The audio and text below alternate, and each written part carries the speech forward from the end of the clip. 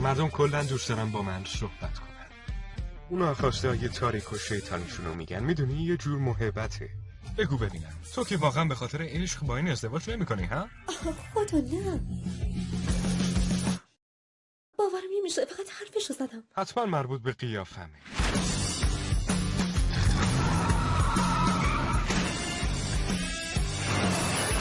سلام رئیس. من یادت هست؟ میشه یه امضا بهم بدی؟ من روحم رو به شیطان فروختم. نه درسته، پس شیطان مجبورت کرد این کارا رو بکنی. الکل، مواد، اون عکسات، همش انتخابای خودت بود عزیزم. خودتو جمع جور کن.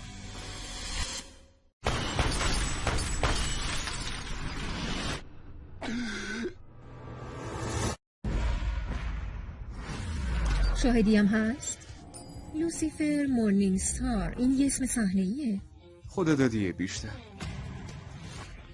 چطور بین اون همه تیر دلایلا میمیره و تو حتی خون از دماغت نمیاد؟ فایده یه جفتنگی. سازمان فاسدتون داریم برای چی کار میکنه؟ کارمون اینجا تمومه. دیگه بهش اهمیت نده، تو شیطانی. خوش اومدی آمندی. بازگشت تو به دنیای زیرین درخواست شده. پس بذار تخمیممو چک کنم. اواسط ماهی که قرار نیست هیچ وقت بیاد چطوره؟ اون موقع وقتتون خالیه. امتحانش کن. فکر میکنی پدر ناراحت میشه؟ اون که واسه همیشه بخشنده نمیمونه. بعد بریم اون بیرون قاتل رو پیدا کنیم و بعد مجازاتش کنیم. چطور میتونی کمک کنی؟ من میتونم علاقه های ممنوع شده رو بکشم بیرون. پس غیبگو یا همچین چیزی است؟ نه، ذهنشونو میخونم. جدایی که نیستم. خیلی خب، ببین و یاد بگیری. بهش فکر میکنی؟ ببخشید شما دوتا همو میشناسی؟ نه ولی این نگاهو میشناسم.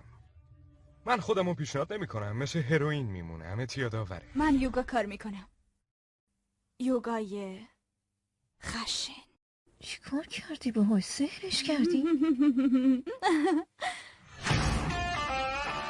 واقعا به نظرت وقتی شیطان از جهنم بره چه اتفاقی میفته؟ تموم اون شیاطین، تموم اون ارواحی که زجر و عذاب کشیدن، به نظرت کجا میرن؟ به نظر افسون من رو تو بی تاثیره. به نظرم به جای افسون بهتره بگی ترش. نکنه پدرم فرستادته.